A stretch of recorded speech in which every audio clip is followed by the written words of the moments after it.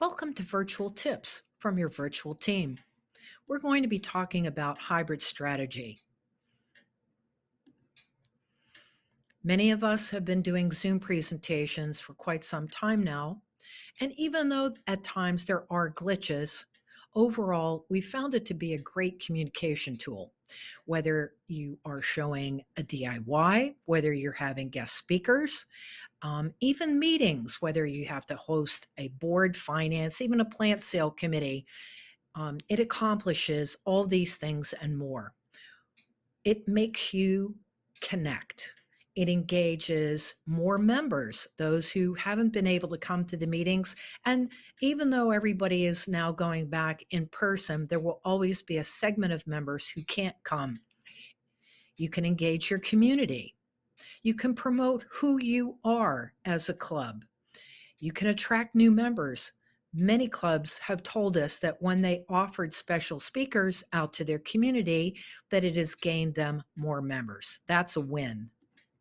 So let's think about what's the purpose of the hybrid you want to do? What's your program or event? Do you have an agenda? Do you have the roles of the speakers that you want to cover? Do you have a special speaker or special speakers? Do you have workshops? Are you going to use this for social media? Do you think you might want to do a live stream? And the recordings, a lot of people are using them for their minutes, actually, and some are using it for their social media. And it's a great way to engage all members. So, what results do you want? Do you want to increase attendance overall of your membership? Do you want to boost your organization, engage your community? It's a great tool to answer questions. And of course, it opens the door to do a lot of educational opportunities, whether it's geared towards youth or adults. And it can introduce a lot of people to new experiences. So that leads us, after you make all these decisions about what you want to achieve, you're going to have to think about equipment. I use a webcam with a tripod only because the speakers that are in that webcam are very adequate. And we're going to talk about how important audio is to this process. But you can also use your iPhone. A lot of tripods come with phone holders. You can use a tablet. Some DSL cameras, by the way, in the last more recent years, have the opportunity to use those because they live stream. Or a lot of people even use their laptop because it has a built in camera. You flip it around, you point it at the speakers or the DIY. The only thing that I have to caution when you use a laptop is you have to have good audio. And then that's what we're going to cover right now. Audio, as well as video and lighting, depend on the size of where you're presenting. Is it a small room? Are you doing it at a member's house, for example? Is it a big community room? You know already, if you use a large space, you're already thinking about what audio you need for the people in the audience. Well, now add the audience on Zoom. They need to make sure that the audio that a presenter is doing, even DIY, that they can hear it, because we've all seen those in the chat. Turn up the volume.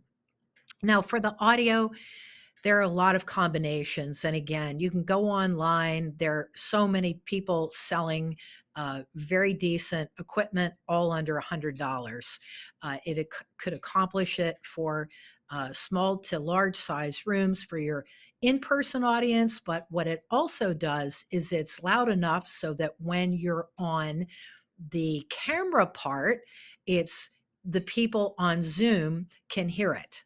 Next, and quite important, is the lighting.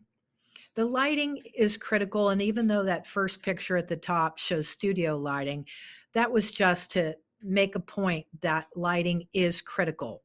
Now, some people use ring lighting, and that really helps the presenter for the people at Zoom. Now, remember, the in-person audience is accepting of whatever the lighting is in the room, because obviously if they're using a PowerPoint or something behind them, that's what they're looking at more than the speaker.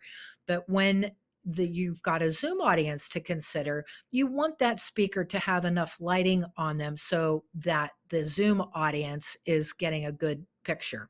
Here's a LED representation to the right. That's what I use. It is a professional light. What I love about it, I only need one, and it takes away the shadows and it bays what I'm covering in great light. So, moving on, what is essential? Wi Fi. We all know that it is important to have good Wi Fi even when you're on a Zoom call. But if you're the presenter and you're doing a hybrid meeting, please test out this equipment before you go deep. And, you don't want to get to the day of the event and find out that the Wi Fi is not adequate. That even goes if you're hosting something at a member's house. So, also know if you have an iPhone, a lot of them have what is called a hotspot. And yes, you can even do a Zoom session off of a hotspot. I've used a laptop here as essential. You could obviously do it off of a phone or a laptop, or sorry, a tablet, but a laptop you can plug in peripherals like a webcam.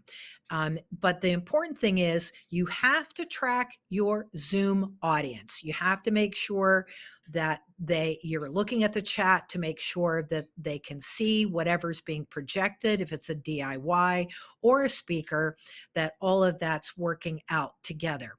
Last but not least, but obviously probably at the first of the list, you need a Zoom account.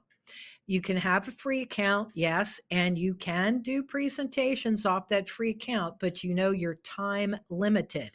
The starting price for the pro account, which is the next step after free, is about $15 a month. Do you need to get a whole year subscription? No. If you're only doing special hybrid events occasionally, yes, you can pay as you go, but there are deep discounts, and just contact us and we'll tell you some workarounds on that. So, a lot of people who do hybrid are doing it because they want to record it. They want more mileage after the event. And so you could record by segments, or you could do a one-stop shop, especially if you're having a business meeting separate from a speaker. You would record by sections. It's just easier all around. And know that if it's over 30 minutes, it does take a lot of hard drive space. That's why I always opt for the cloud storage. If you have a Gmail account, you can use Google Drive. And the companion to that, if you're a Microsoft user, is OneDrive. We know we've given you a lot of information today.